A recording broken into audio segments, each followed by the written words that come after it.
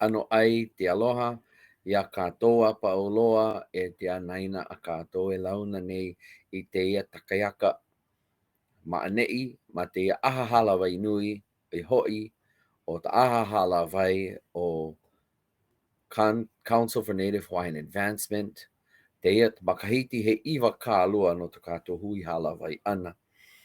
In this, the 20th anniversary of CNHA's service and work to the community, mahalo, mahalo, mahalo anui a outou e kia naina.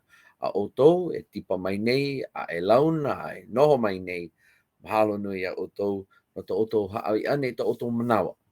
A mahalo anui no te ia launa ana. E olu olu, e kipa mai, launa mai, ho'onenea. I nā wa paano paha ia oe I tau ti aha tope. Tope paha, he ti paha, ano leila a ho'onenea mai. Wau no teia o Kumu Hinaleimoana Wong-Kalu.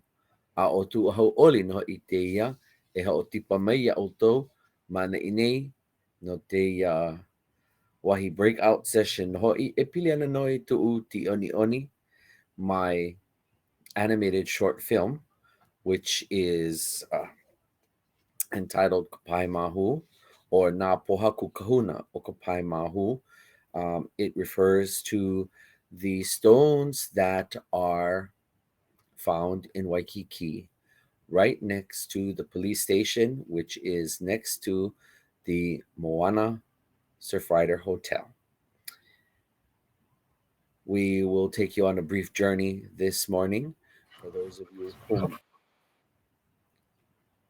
Hey, there you are, Sterling. Aloha, aloha. Sterling?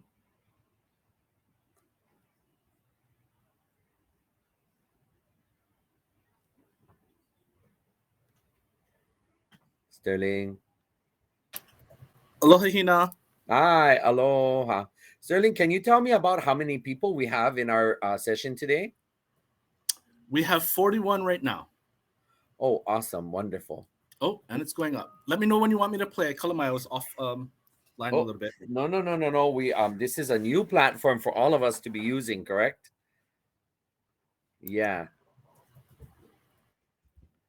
So, no leila, mahalo anui no to toho ana I tu'u wahi breakout session. Thank you all for choosing this. I will tell you all more about this, but I actually am not quite sure what our capabilities will be, and we'll just find out. But let's begin our journey. Please hang on, everybody, for the next a few minutes, because we will be presenting to you in just a moment the animated short film, which was taken to the highest of honors in the American, how do I say it, in the ranks of American award winning arenas, and we made it to the top 10 for the selection of Oscar nominated films. And it is with great pride and great honor and great appreciation. Mahalo anui taupai tutu, taupai tupuna. Mahalo anui. Mahalo, mahalo, mahalo for these stones, the monuments that are a tribute to the 4 legendary healers that have come from Kahiki. Here now, we present to you Nā Pōhaku Kahuna o Kapaemahū. Sterling, please roll our presentation. Mahalo.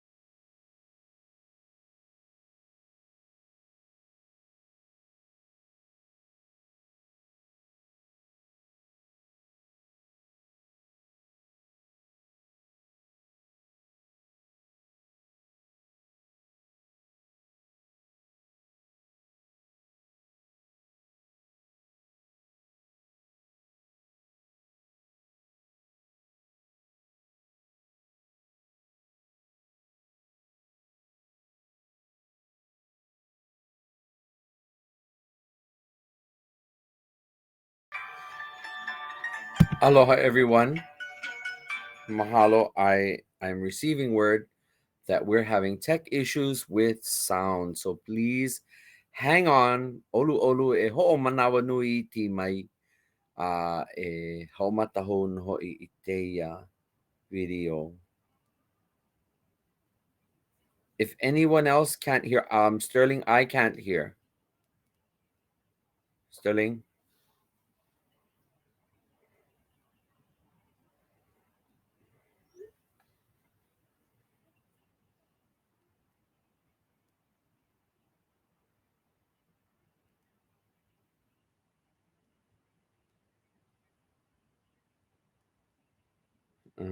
Chat. Where's the chat? Chat? Direct messages? Can we send messages to everyone? Thank you, everyone. Don't run away. This is an absolutely new platform for me. I've not ever worked on this one. Okay. Hang on, folks.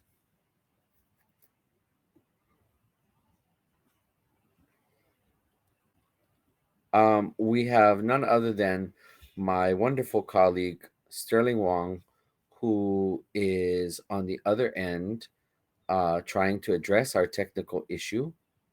So hang on, folks. Okay, what is this? Okay, no, that's my share screen. Okay.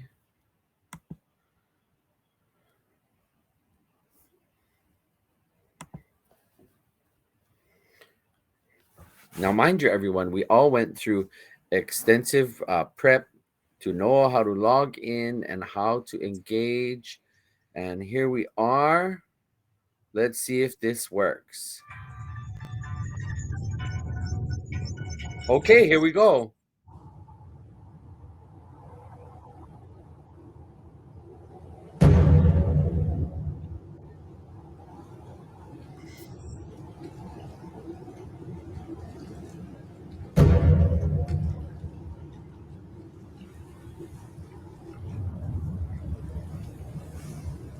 I te ao māmo tō kākohi hewa noho ali'i a o ahu.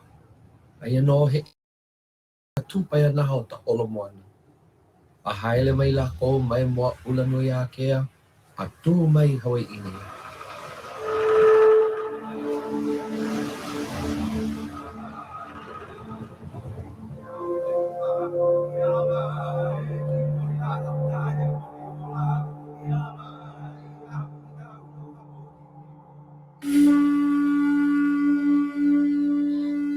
A paia kula, a noho I uluko ma Waikiki.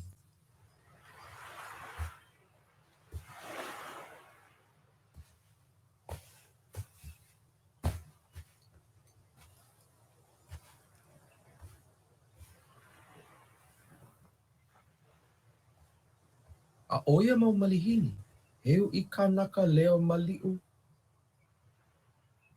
A he nono he waipahe no nai. A ole e tāne, a ole he wahine. He mau mahu lako. He pālua noho I lako ma ka naau, me ka no'ono'o, a mana ano a pau.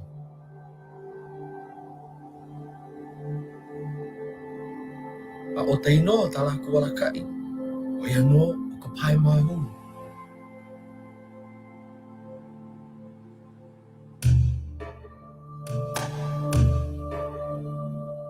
He mau hiwa hiwa ana atua, o ia mau tahuna lapa au.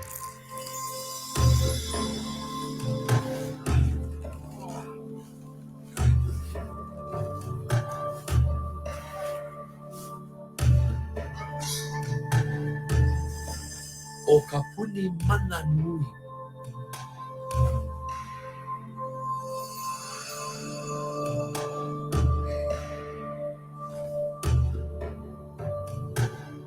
O ki nohi, wahanana I te pāpālua. O ka hāloa, me tāna la au tāhea.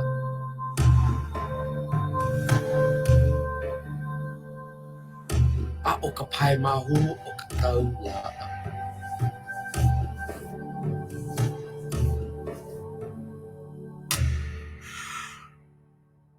Wa ka ana mai no lākou I tō lākou ite me tō lākou na awao I nā kanaka o ia pai aina.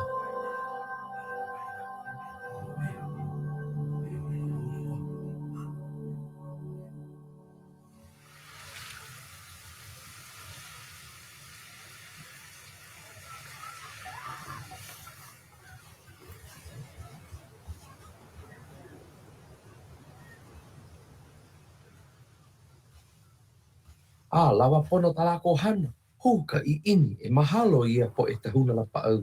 E ka tutulu aku I kekahi mea ho'o mana o ia lākou.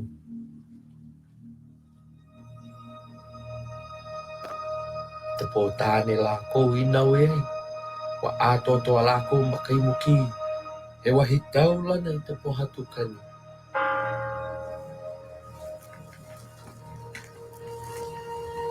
Nau e aku me e hā mau Pōhaku nunui. A hiti loa I Waikiki.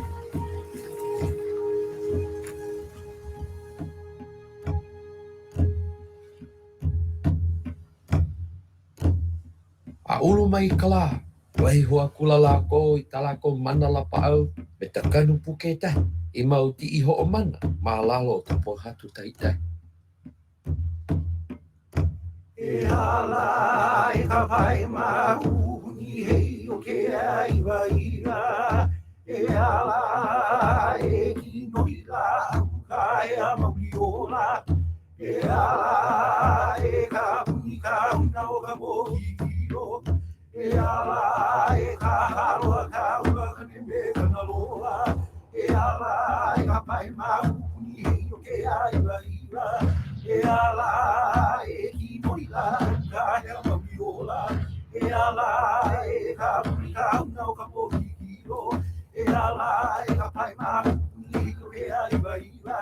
E ala e A hala no ho kai mahina.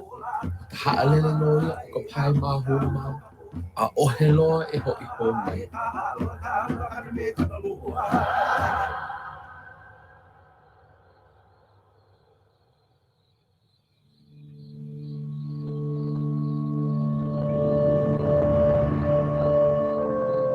E mau sene tuli mo e ai e mau Pōhatu makahatei. A hala te au. A loli loa loa.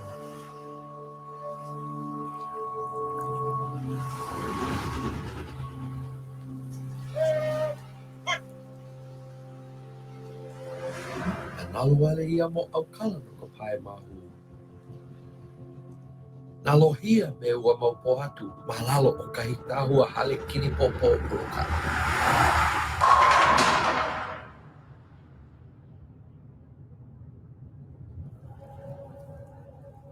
O ia ino, wa wehe hou ia mai ia mau Pōhatu e hā.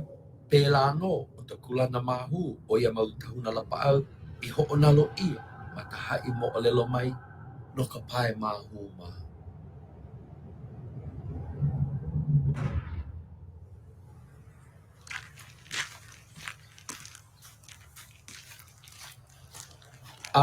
we, mina no ho'i. Aloha.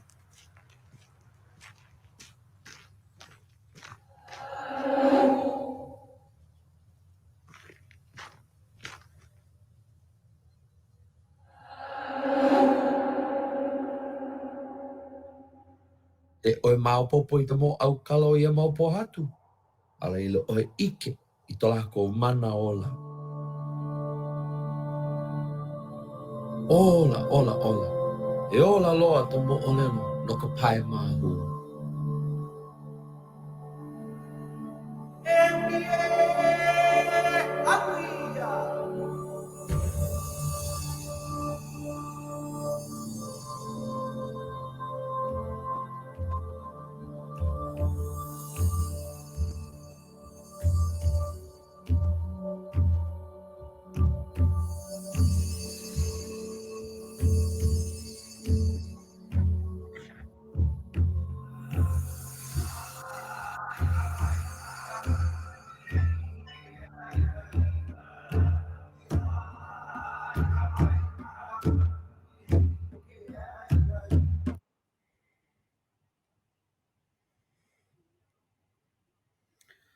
No leila, mahalo anu ia oto, no to oto ho manawa nui ana mai.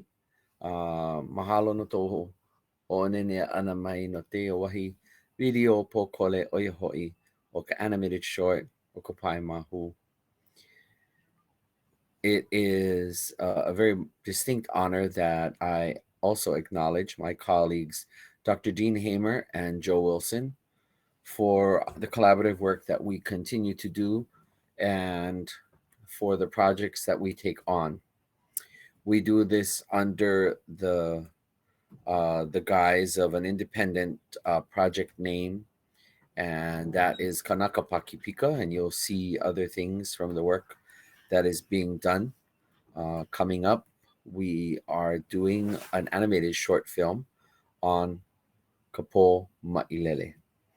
And I'll encourage you all to go out and read up on the story of Pele and Kamapua'a and how Pele enlists the help of her sister Kapo to wrestle herself free from the kolohe clutches of Kamapua'a because he is constantly after her.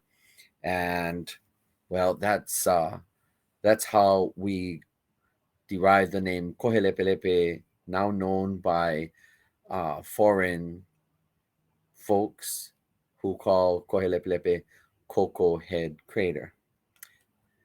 That's the current project that you can be expecting. But back to Kapaemahū, everyone.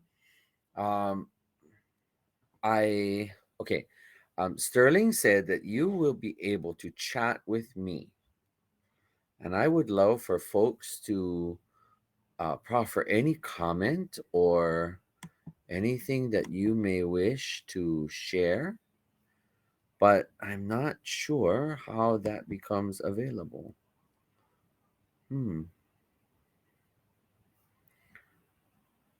Start a conversation. Okay. Oh, okay. So I see you all here. Hello. Yes.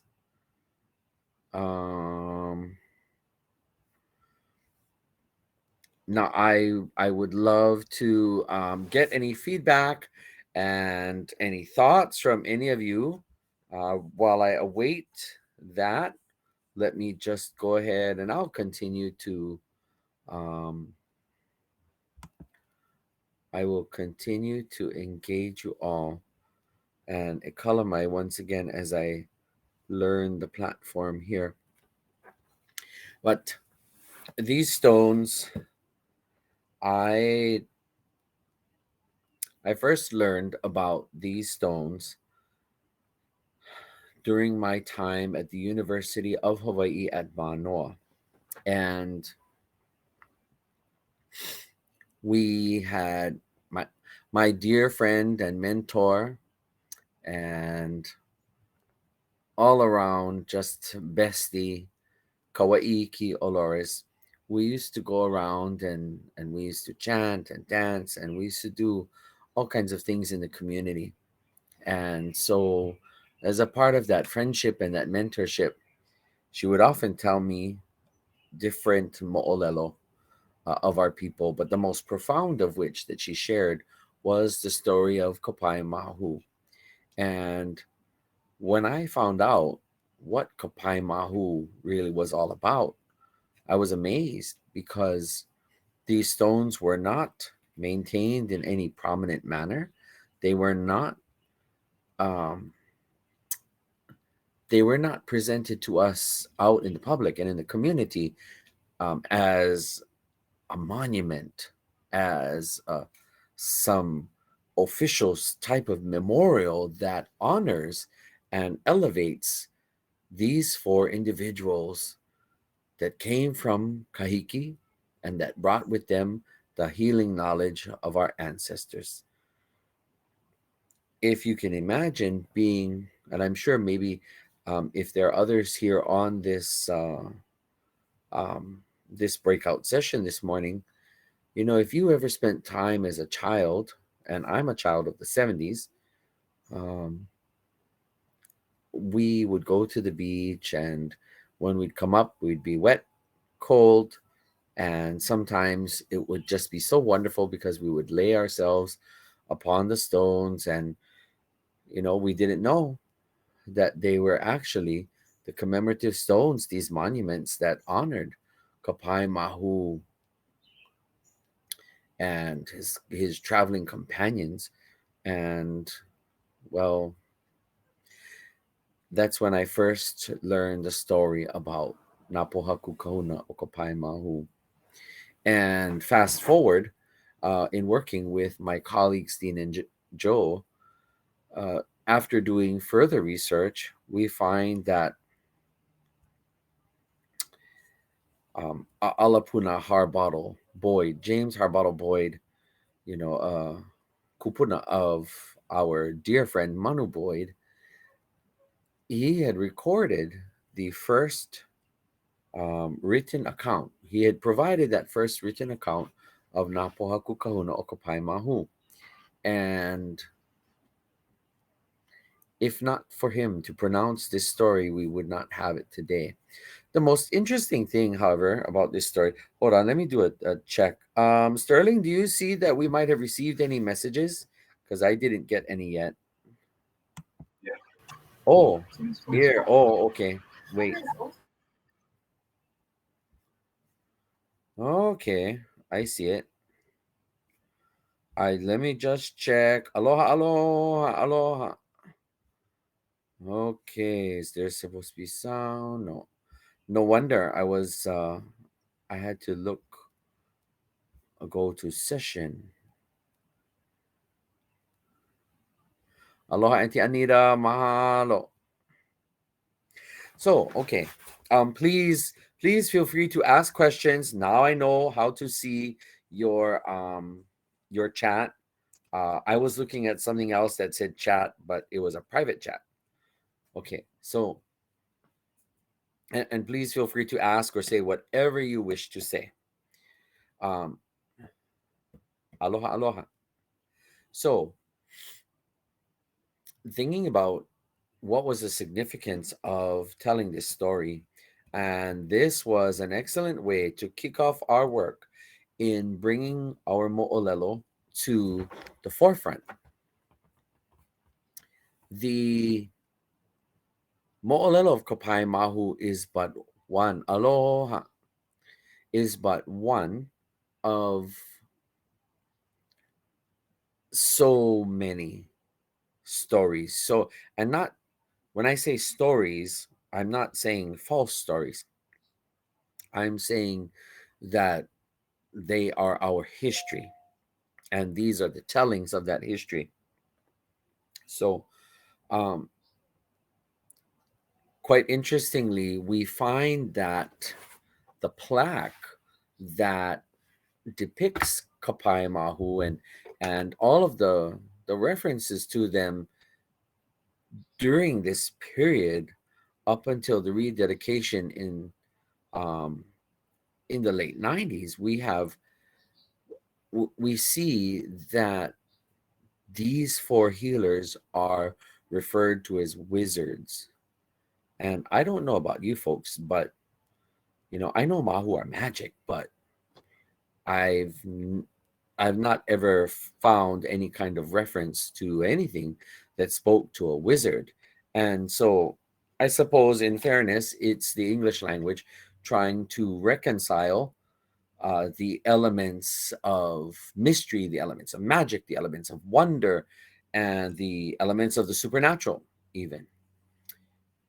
These are things that we as Kanaka are very clear about. We understand them. We know that they're there. We know that we are connected to them, but it's not something that we articulate in that way.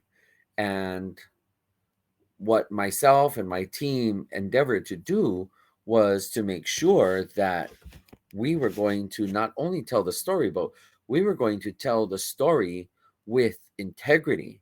We were going to tell it in the way that it was meant to be told. We did not have to hide the fact that these four individuals are simply described as Mahu, which means that they had elements of duality. They had elements of maleness in their physicality, and they also had elements of female And so these wondrous beings, the whole reason why they were powerful healers was because of this duality.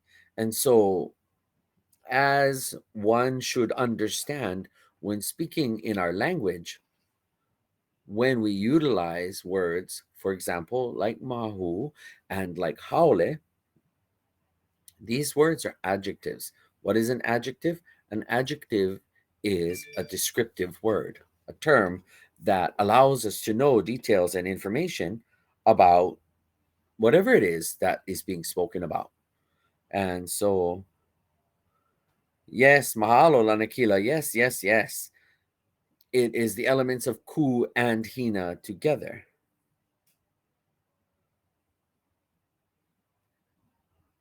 Yes, I, polole malia, polole. So again, that's one of the reasons why we wanted to make sure. Oh, I will get to that answer.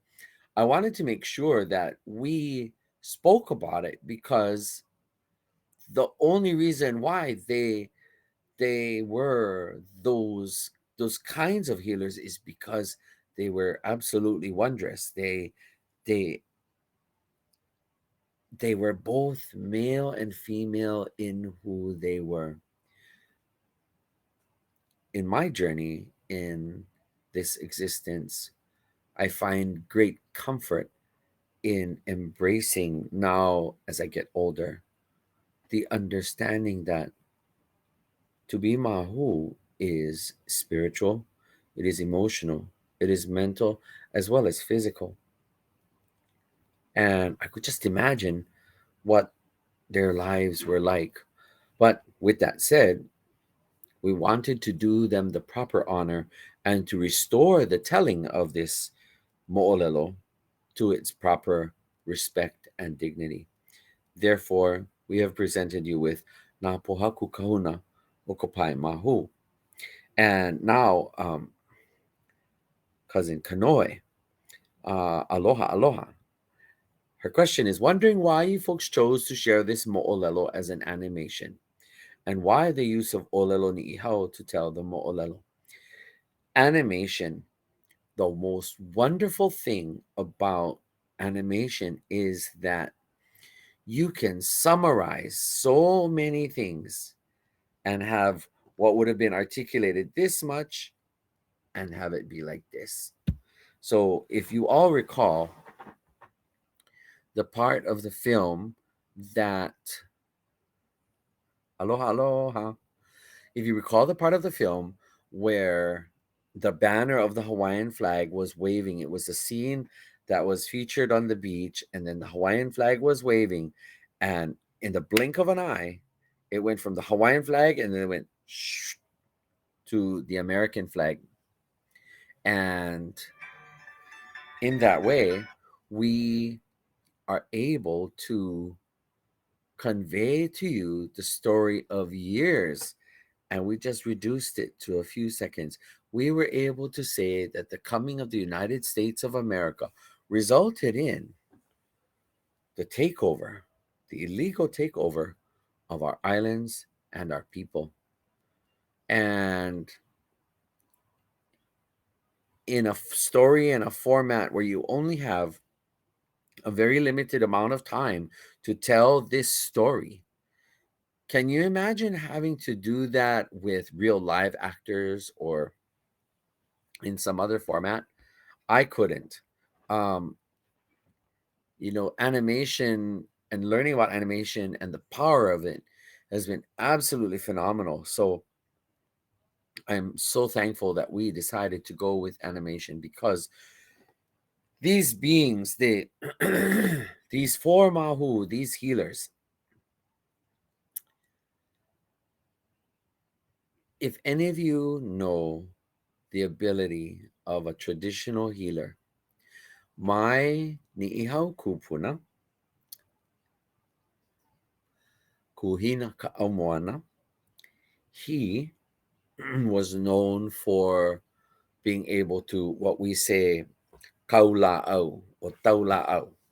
When I would get sick, I would if I was here on Oahu, I would call to Kauai and I would say, Tutu, aloha kawa, tutu lei, pea oi, ai meitai. And then, pea o tutu hina, o ai meitai no, pea iti no paha te noa ia tutu e tau, haawikala au tahea.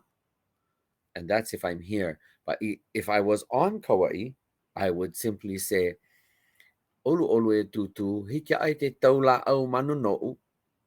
And that means that tau, to place, tau la au, to place the medicine or place the healing upon me. And so wherever he needed to place his hands and pray for the pain to go away or for the sickness to be healed, he had a particular format. And hikino, cousin, hikino. Taula'o is the physical application or setting of the medicine, the prayer healing medicine upon you. And la'au kahea is when you kahea or your voice invokes the medicinal healing, but it invokes a spiritual understanding. Mahalo, Pat. Mahalo.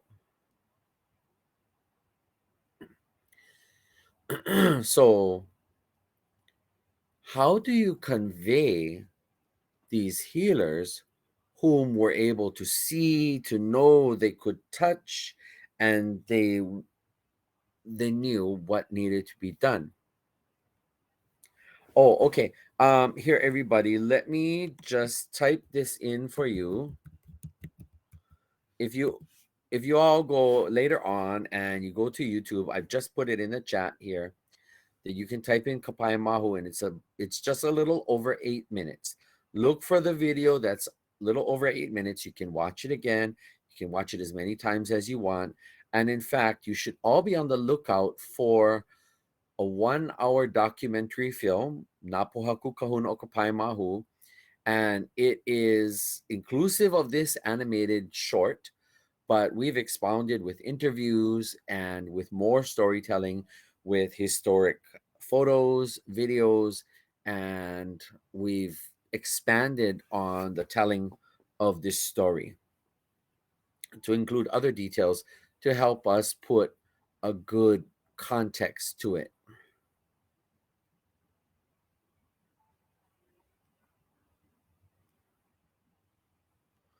Yes. And the bowling pins, I remember that our film had said that the United States came and took over. And part of that takeover was that Hawaii now is the stage to become the playground for American soldiers. And so one of these playground areas was the bowling alley that was built in Waikiki, and they were built over the stones. So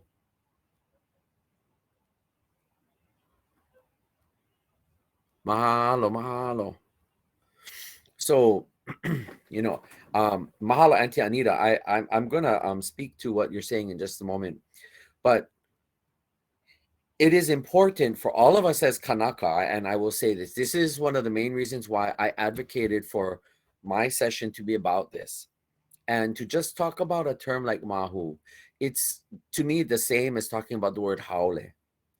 We, as Kanaka, find ourselves in times of great change and great empowerment. But part of this empowerment must come from our ability to understand what reflects our culture and what reflects the imposition of another culture's perspectives, and another people's views upon us. So for me, I dedicate my time, my work, and my effort to things that are reflective of Kanaka worldview. Kanaka worldview means that everything I do and say is going to be synthesized in and processed back out through Kanaka lens as I understand it. Now, in the case of people who might be kupuna. And Auntie Anita Naone said right here in the chat, Auntie's in her 80s. You know, and my mother, Mom, how old are you going to be? 75, yeah? Yay. So, you know, people that are my parents' age, you are the generation that is reflective of that generation after my grandparents, where my grandparents weren't allowed to speak Hawaiian. And so your generation is therefore required to master English even more. But mastering English also meant mastering the English, the culture that comes with the English language. It comes with mastering and knowing the nuances of a foreign way of looking at the world. And no longer do we have access to that heart and spirit, to the level of integrity that our great grandparents and older would know. So again, I grew up thinking that mahu was a bad word, when in fact it is not. It is an adjective. I grew up thinking that mahu was bad and that I was bad, and that whatever would I be, all of my peers said these things and more to me. And you know, it's from my earliest days in elementary school that they would say mean and harsh things, and mahu was always one of the terms that was used. Imagine my astonishment to come into the University of Hawaii in 1990 and actually start to learn something different, and to really know how to shift the focus of my lens that I process my world, which means how I see myself, how I fit into the world, and how I can contribute to my world. So with that said, as Auntie Anita put it, you know, they were not exposed to fully understand the term mahu in their younger years, and that is so true. But it's not just the term mahu, it's many other things. But that's part of the reason why my team has endeavored to put this forward, because we kanaka need to claim our rightful ownership of our history and the articulation of that history, no matter what that history is. There was a rhyme and a reason, there was a rhythm, there's a particular cadence, a particular heartbeat. There is a sense of particular place that this is ours. And we can't necessarily just piecemeal and pick what we want, but we have to be able to look at the whole, the overall whole of our society, and understand that it was a different culture. It is a Pacific Island culture. It has its own distinct elements that make it and make us Hawaiian. It makes us kanaka. And that in being kanaka, it's okay for us to acknowledge this is how we see the world. Why? Because we have understandings like the word aloha. Aloha not only means hello, goodbye, and love, but that comes with much respect. It comes with a level of humility when necessary. It comes with a level of pride when necessary. But aloha prevails over all. Aloha allows us to see people without color, without creed. It allows us to see people that are tall and slim and short and not so slim as same. It allows us to look at people who are clearly, they are consistent, they are biologically male or female, and they don't necessarily have that strong presence of their duality in them. And then in between kane and in between wahine, we have mahu. And mahu is articulated in many different ways. You can be someone like myself, who is born one and moves towards the other way, or the opposite, born one and move this way, kane to wahine, wahine to kane. Some people change their appearance to be more consistent with how they feel, and some people don't. But you can imagine that. Imagine living that life and being called Mahu. So my classmate, aloha Stephanie, mahalo. What were some of the challenges of the project and how did we overcome them? But if you can imagine a life challenge, and that is to be able to accept and to be okay. It took me a long time to accept and be okay with myself. And to know that Mahu is just an adjective, but the real truth in Hawaiian, how we as Hawaiians look at each other and subsequently find respect and love for one another. It is because we come from a people that are dedicated to being not only servant leaders, but being in service to others. It is the most important thing in our Hawaiian and other Pacific Island cultures to serve and to work. It is a part of our culture to know that we're not entitled to things. We must work for the respect that is afforded to us. We must dedicate our time to benefiting others above and beyond what we devote in benefiting our personal selves. That is part and parcel of being kanaka. So in telling this story, I hope that for those of you out there who want to explore telling a story, there's many different mediums of telling the story. You can do podcasts nowadays, you can write articles, you can talk about them, you can do films, you can do a lot. But what's most important is that you and I tell the story. We Kanaka must tell the story. And when we Kanaka tell the story, we have to challenge ourselves to really be conscious and cognizant about, are we telling this story as our culture sees it?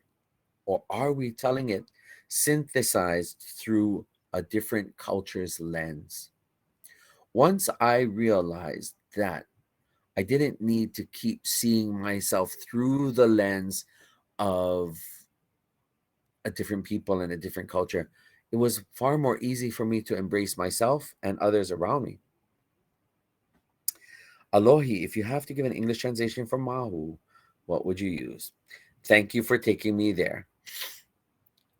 Mahu, if you look in the earliest of dictionary entries by Lauren Andrews from 1840, this is right at the time that, the newspapers, Hawaiian language newspapers, are coming and they're fully being deployed in the community. So we have many newspapers that was able to capture the sentiments of a nation. The word Mahu is at that time said that it is a male who assimilates his manner and or dress to that of a female. And later on, when Loea Marikovena Pukui and Samuel Elbert, when they collaborate to do the more modern version of the Hawaiian language dictionary, they include homosexual as the word, meaning somebody who has a greater appreciation for relationships of same sex, pilina, or connectivity, of which we know that same-sex relationships can be truly characterized by one term, and it's called aikane. Mahu is a term that applies more to the individual, where aikane is a term that speaks more to the relationship. So if I had to give an English translation in the world of Kumuhina, through the eyes and through the lens of Kumuhina, I say that Mahu are people whom represent and present and articulate their life existence with an understanding of duality. For some, the strength of Kane runs true and clear. For some, the strength of Wahine runs true and clear. And for others, a smaller few, the presence of Kane and Wahine are so very strong and flow much more readily than others. I like to think that I'm kind of one of those people, even though the effort has been all along to present Wahine.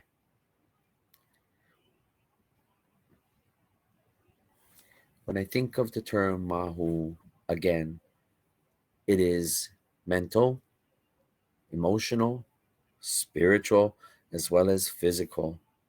These four aspects all culminate into contributing that which articulates each individual person and the element about them that is Mahu. It's not just a simple kind of understanding. Human life is complex, and imagine having the duality of that complexity in one person. So Mahu, that's my understanding of the word Mahu through the world of Kumuhina. Let's see. It is a time check. Sterling, how much more time do we have?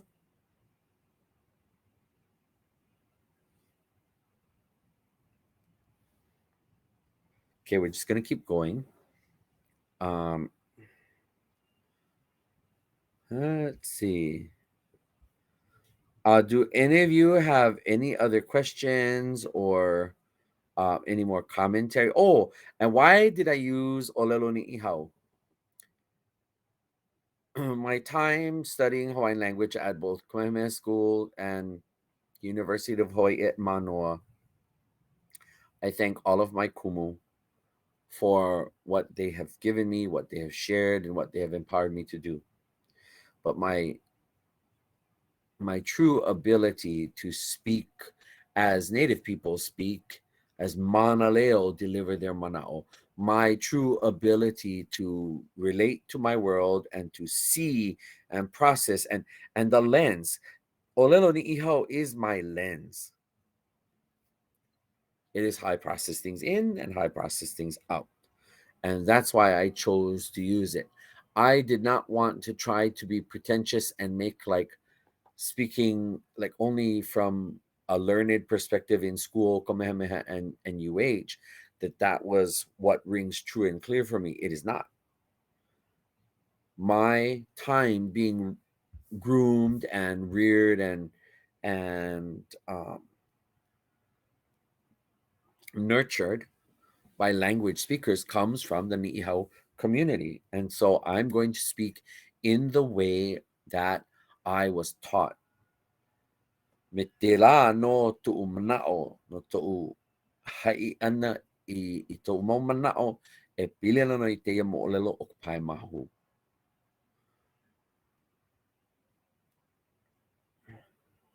One moment, this question. Mahalo, Sterling.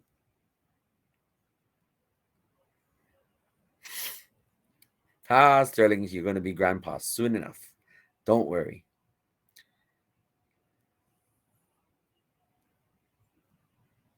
Mahalo, Auntie Anita.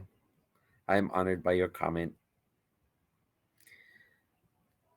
It took me a long time to get to that understanding. And it took me many years to think about this.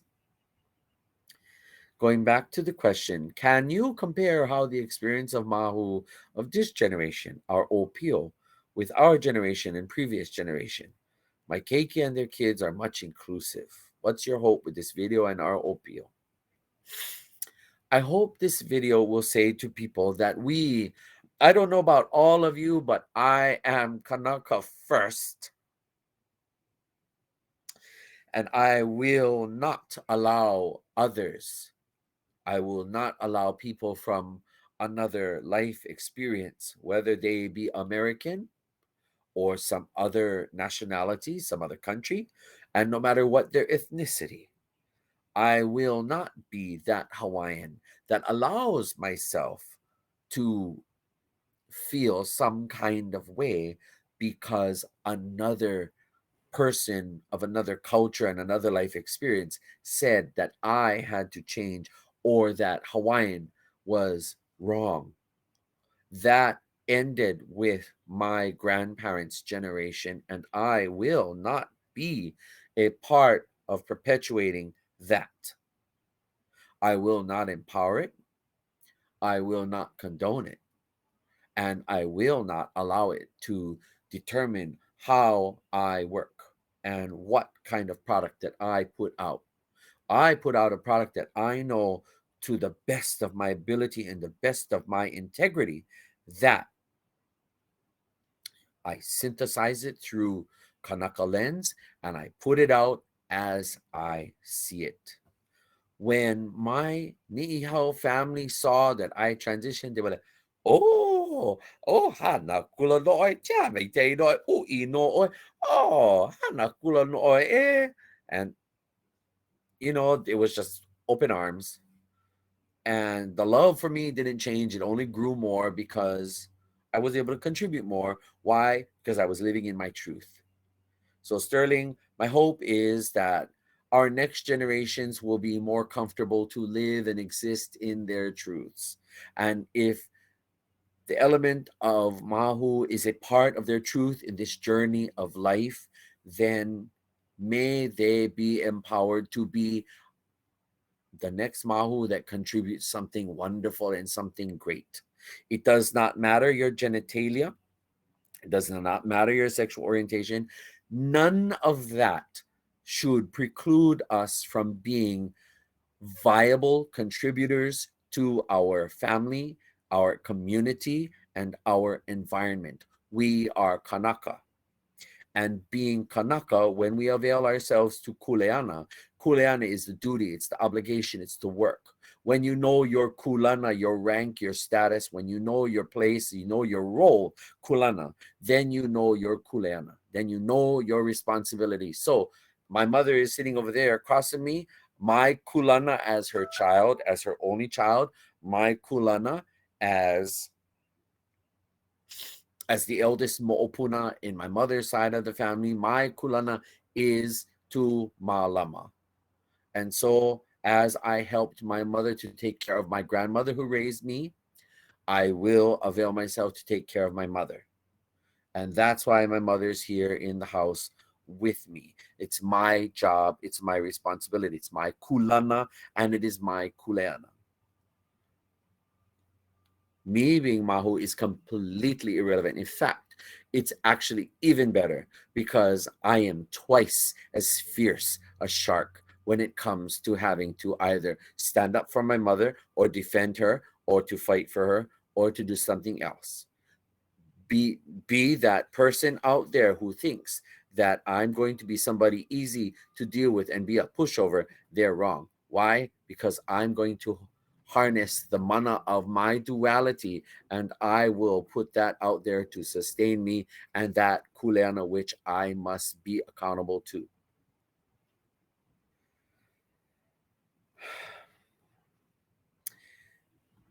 Lanakila, Mahu Hawaii compared to modern LGBTQ. I don't necessarily compare it. It's we all come from that same place within our life, but the articulation and the narrative is different. The way we think of ourselves, the way we construe ourselves, the way we factor ourselves in and out of the life that we live, that's the difference. I don't knock it. I try not to knock it, but I'm Hawaiian first. I'm Kanaka first and foremost. So let me thank you. Mahalo, Auntie Anita. Mahalo, Malia. Okay, I'll leave you with this thought. And that is that when same-sex marriage first came around, and I was asked if I supported it, this is back in 2004 when it was being discussed in Hawaii. I said, no, I didn't support it. And people were aghast. And they said, why?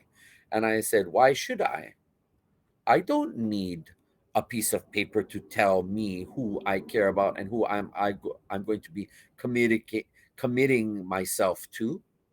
And I said, as far as my family goes, if I felt that it was appropriate for my family to meet somebody that I was going out with, and maybe not so much the generation now, because I guess generation now you can bring any old kind of opala home. I don't know. I can't do that. But I come from that time where if you brought somebody home, you said to your family that this is the person that you want him to honor and acknowledge.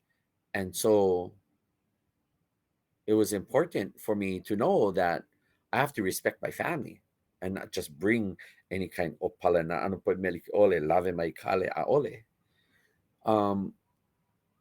So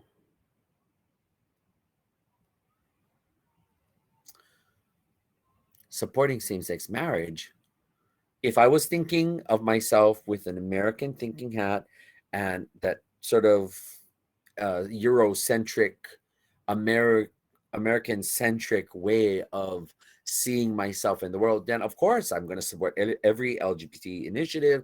I'm going to support same-sex marriage, of which, don't get me wrong, I do, because that's the duality of being Kanaka existing in an American governed and dominated social system and capitalist system. I understand this, but I'm Kanaka first. And I will always articulate myself in that way, and I will always evaluate myself in that way, and I will always conduct myself in ways that I believe are reflective of me being Kanaka first. So, yes, we are the same, and yet we are different. If you can all grasp that. Mahalo Malia for saying what you said. Mahalo Auntie Anita again. Lanakila. Kapua ala mahalo. Not everybody one dates. Yes, you only bring home the special one, not just any old kind driftwood on the beach. Anybody have any other questions? What time are we at? It's 10:05. Sterling, what time do we go? Yay, you can hear me. You can go up to for another 20 minutes if you want. Oh, yay, great. Okay, so hey folks, drop inside the chat and let me know what you'd like me to talk about, or tell me what you're thinking. I really would like to honor your time because you chose to be here in my session, and I want you all to walk away feeling like it was really worth your time. And while we wait for people to put the next mana'o in, yes, animations on the horizon. As I mentioned earlier, we're doing Kapaemahū, and it talks about Kapo'ula Kina'u and Pele, Kapo being sister to Pele, and Pele is a woman of she's chili pepper temper, and she governs over her family with a kind of, how do I say it? She is the grand lady. She is the matriarch of their family, and so the many ka'au that we have in this particular segment of the stories for Pele. Hold on, Lanakila. So we're looking at exploring how Kamapua'a, who is half Kanaka and half Pua'a, he is a kupua, and he can change his form. He can take the shape of a man. He can take the shape of a small pig, a large pig, shape of a fish, and he's known for many things. He's known for being mischievous and destructive and playing tricks, and he's just known for all kinds of stuff. And among all of that, he is known for eku eku eku and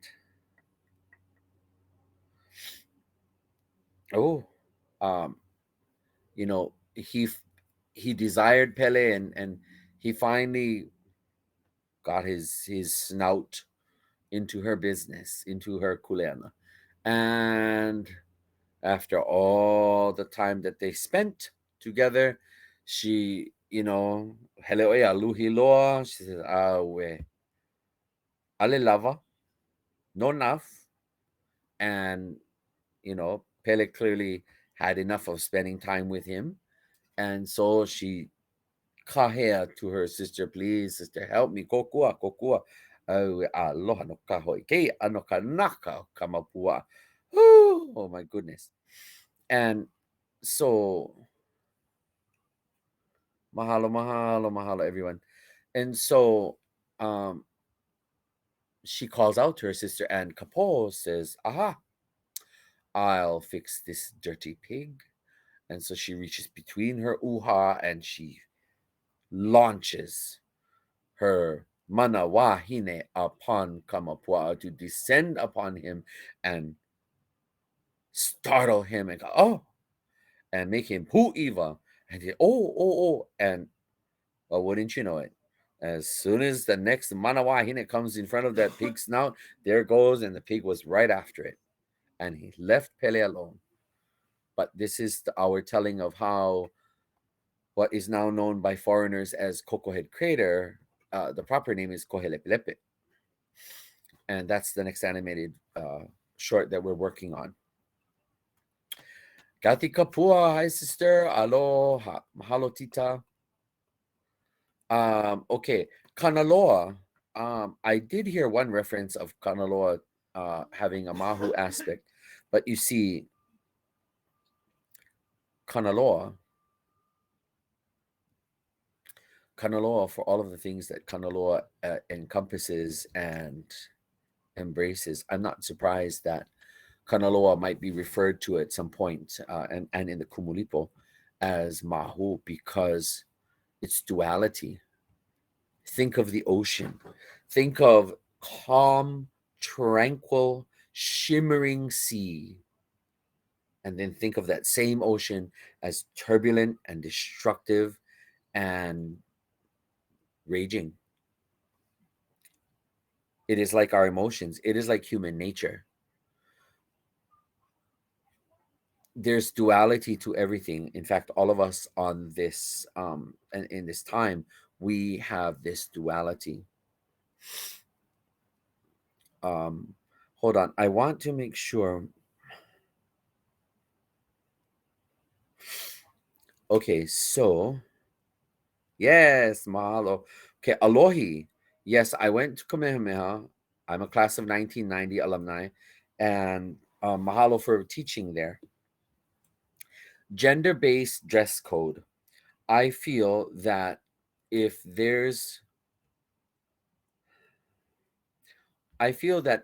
Kamehameha continues to maintain gender-based dress code, then Kamehameha needs to consider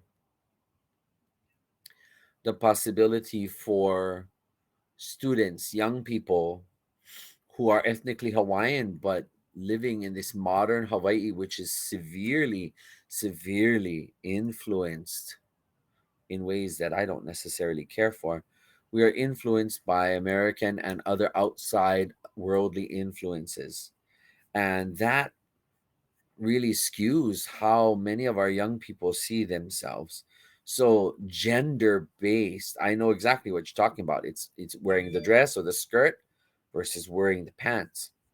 And some females prefer to wear pants. Some males may want to wear a skirt or a dress. I'll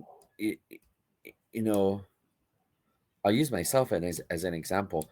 I have no problem with putting on my best mu'u and putting flowers up in my hair, because I know that will take me to a place that reflects what some in our community would say, mai kai, wahine ui. And I can hear my family saying that. But I also have no problem with putting on Dickies cargo shorts and a t-shirt, because I have kuleana to do and I need to be able to do it well. I believe that our dress should reflect what our duty of the day needs to be, but it should also reflect where our minds and our hearts are. So I do have my thoughts very clearly about what I think gender-based dress codes should be flexible and allow for. And if there are people who are in between sex and gender designations, that I believe that they should allow themselves, they should be allowed to, as long as they're neat, as long as, if the requirement is for you to iron your uniform, then iron it. Not so much, it doesn't really matter to me what type of uniform they're wearing, but the fact that they're wearing the uniform, to me, that's more important. I do not place a P or a V. I don't place a genitalia upon the clothing item that I'm wearing. If you can, imagine that or think about that. So for Alohi, I'm always available to speak on campus or speak in certain circles. You just feel free to let me know.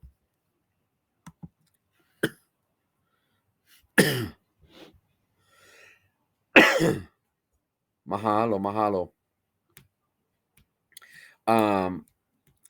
The overall look of this project, I wanted it to reflect the traditional tapestries that are known as tapa cloth. Many of us who are Polynesian either know the word as tapa, and in Tonga, for example, it is known as ngatu. Tapa cloth reflects the color of the earth. It reflects the bark cloth.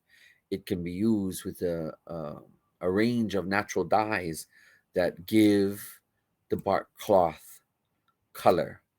The natural bark cloth is often a cream to white color, and then when applying certain dye colorings to it, we see the true beauty that reflects the ocean, the red of the soil, the earth. We see the colors that are found on the land. And so I wanted this animated video to be representative of those colors. It's just a different medium, but same story, same colors, same motifs and themes. So I wanted that connection to be there. That's why I chose the color scheme to look like that. And of course, Daniel Sousa, our animator, what would we do without him? Thanks to him. I'm sorry, but this particular platform didn't give it did not give the best rendering of the animated film that you all saw. So you can all go check it out on YouTube at your convenience. Mahalo, Kathy, for bringing that up. We have about 10 more minutes, everyone. Let's see.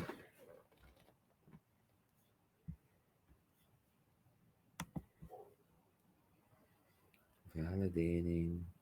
Did I capture everybody's sentiments?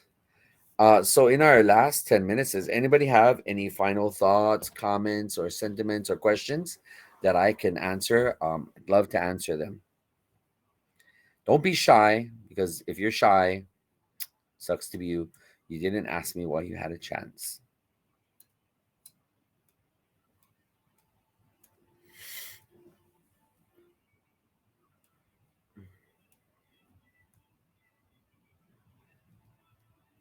While we're giving you time to yes, again, I am doing more videos. This time it is Kapaemahū, and you can be on the alert to watch out for it. It's not out yet, but it will be. You can also anticipate within this coming new year, we will be opening up the Bishop Museum on Nā Pōhaku Kahuna Kapaemahū, and it will feature the story of the stones, but it will be built out into a full museum exhibit piece. So it will exist in Castle Hall, which is one of the newer buildings on the Bishop Museum campus. And you will see us exploring both the traditional context of people with duality, and we will also explore the current modern context. We will be bringing you faces from across the Pacific. Mahu is not a word exclusive to Hawaii. Tahiti, Nukuhiva, and where else? There are many islands besides Hawaii that have the term Mahu that speaks to the same understanding. We have akawa'ine and words like whakawhewhine or wha'awhawhine, wha'atsama, whakatangata, that speak to they're terms from other islands, and it speaks to being in the way of female or being in the way of male, to be like a female, to be like a male. You know, if you can imagine, through the colonization process, we Hawaiians have retained a wonderful way of still being accepting of the duality of who we are, and that is through the pidgin English that we've embraced. And sometimes to be a tira or to be a mo, you know, that help to convey our being okay. Sometimes I remember hearing more of a reference to being a tomboy for, you know, for girls, but still it went unsaid that to be a boy, and if you were not like other boys and you had elements of what made you wahine, either or, it was still okay, because pidgin English also had this understanding of, oh, that's just them, you know.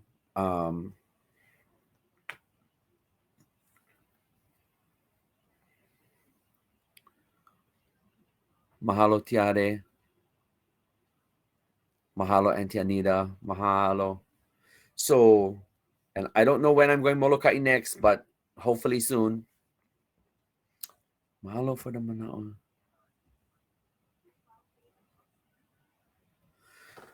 So I will aloha Luan, mahalo.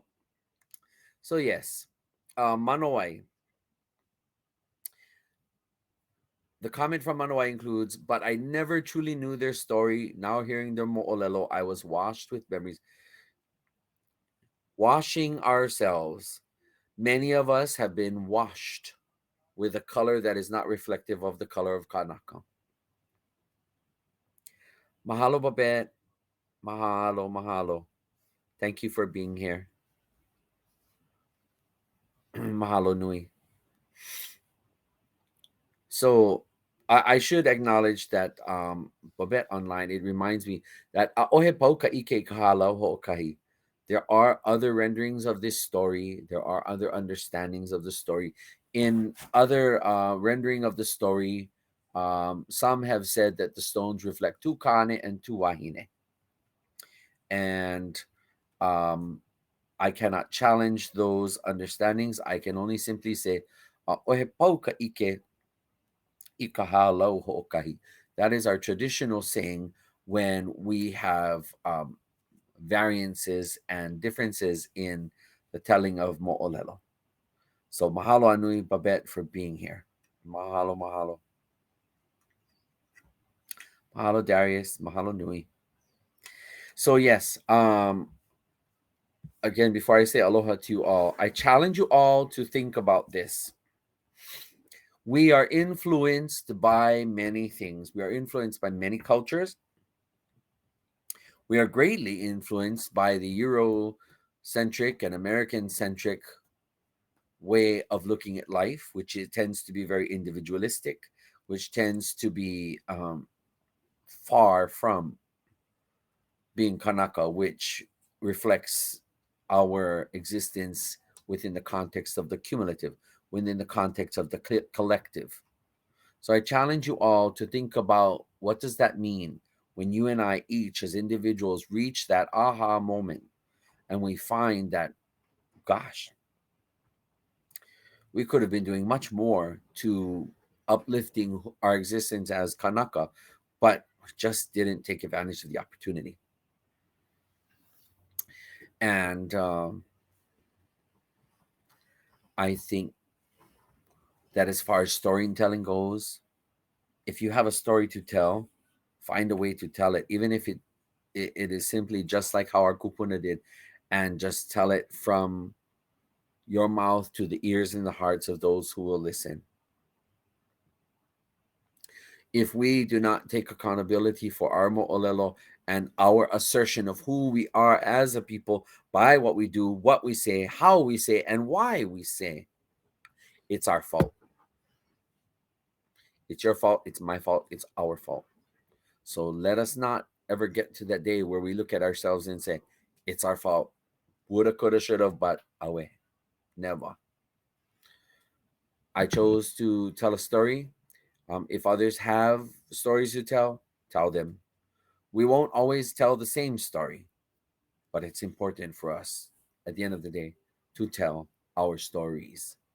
No leila, o tu mana o noho I te auto, tu aloha te auto, mahalo anui.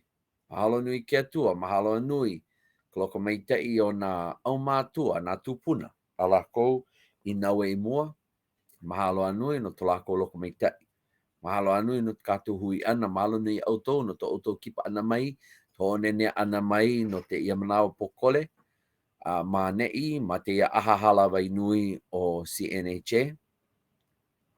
Tō leo mahalo te ia olu olu e ho manao tipa mai a mātou I ta wehe ani ta mātou ho ite ite, ma ta hale ho ite ite o Pihopa o ia hoi o Bishop Museum. E puta mai ana no makahi o Iune, Iulai paha, June, July, around there. No leila, te rā no tu wahi manao I a outou. To'u aloha nui te ia. I thank once again those who have gone before me. I would not be doing anything of this sort were it not for the love and the generosity and kindness of those who have loved me, taught me, nurtured me, and those who continue to be there as my guardian angel. Mahalo anui ia lako. Mahalo to all of you. And I wish you all a wonderful rest of the convention. And may we all be empowered to continue uplifting. Aloha, Sister Delia. May we all continue to do our work. May we all continue to do our next level of best for our family, for ourselves, for our family, our community, and for our beloved Hawaiian people. Mahalo anui, ia outou te hui ana. Ahui ho kātou, aloha. Mahalo nui, Hina, for a wonderful discussion. Just wanted to let everybody know that can you guys go back into the main stage as we transition into our next section of convention. Mahalo nui. Thank you, Hina. Mahalo.